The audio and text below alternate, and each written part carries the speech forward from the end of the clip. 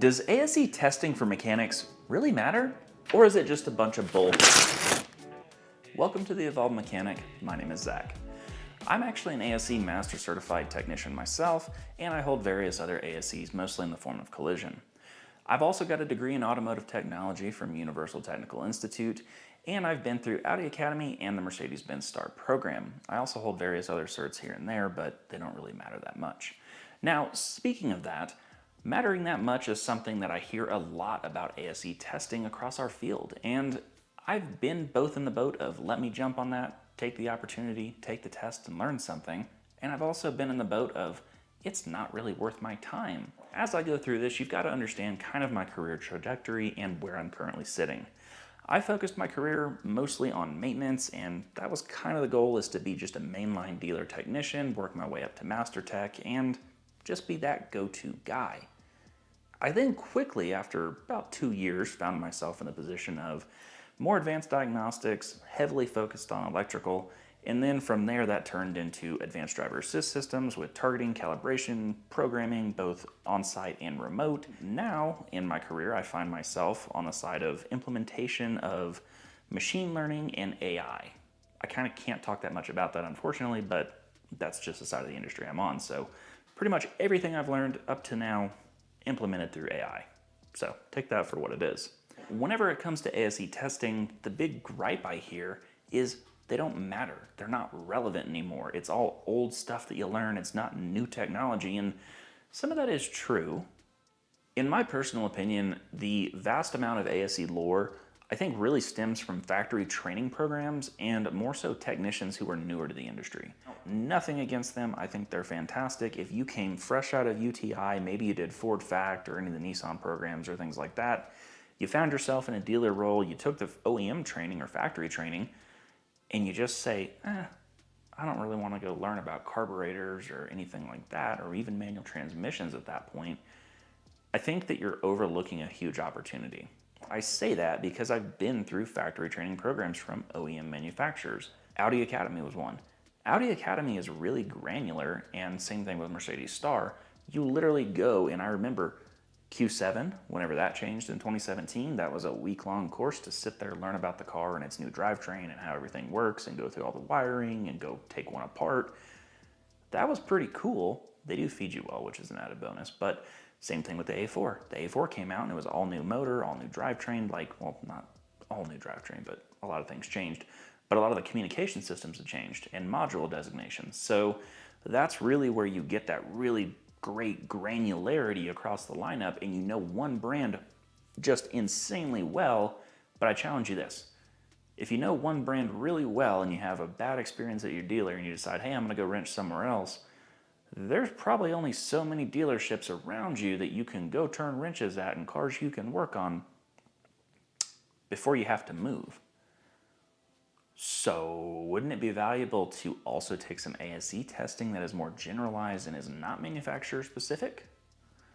I think so, but a lot of people disagree with that.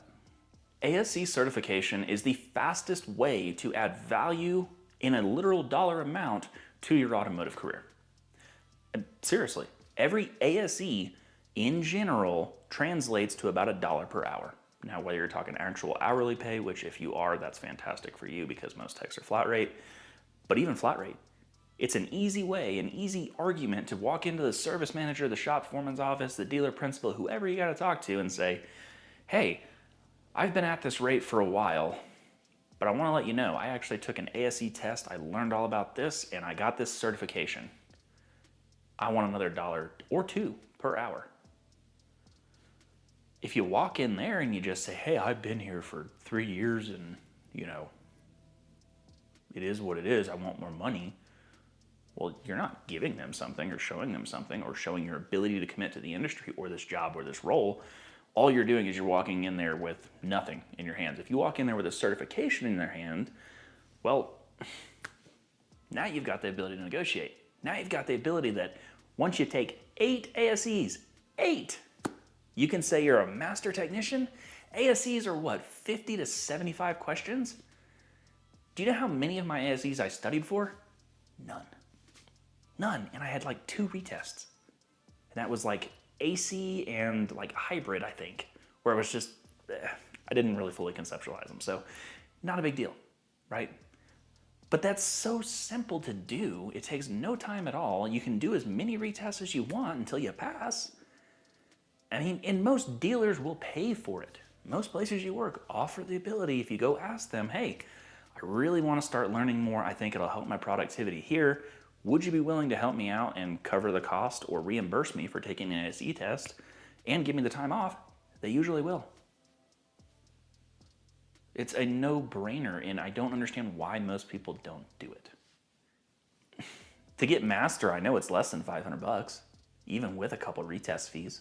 So let me ask you, whenever you are on your way into the shop in the morning and you stop for 2 Monster Energies, a can of Snuff, and a hot dog or whatever the hell you get from the gas station, probably every single day, because let's face it, we're mechanics, that's what we do. Add that up over a month or two. Versus if you could get 8 ASEs, reach master status, get more job opportunities, and also probably get more, like $8 extra an hour or 10, or be a master tech and go somewhere else and actually get an hourly job with probably a sign-on bonus to do cool stuff and advance your career. That's worth the cost.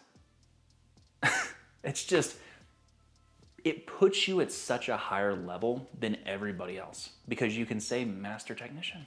I know Master Techs that have it in their title, they couldn't diagnose their way out of a wet paper bag. It's just fact. But it still says Master Tech in their title. They still get all the good job opportunities when people reach out to them on LinkedIn. They pop up first in searches and people want them to work there.